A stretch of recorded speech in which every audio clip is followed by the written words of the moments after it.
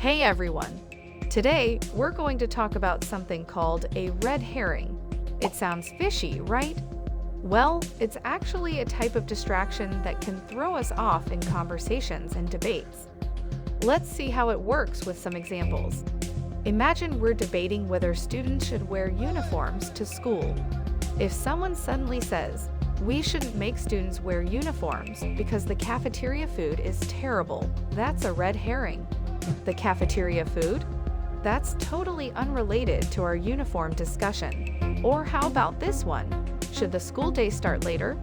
If someone argues, "We can't start later, there's too much traffic in the morning," they're using a red herring.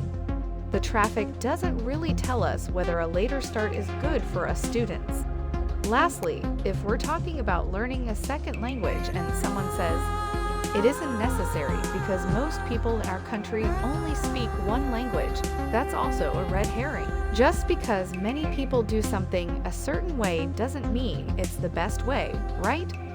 So, whenever you hear someone bringing up something that seems out of place in a conversation, they might just be using a red herring to distract you.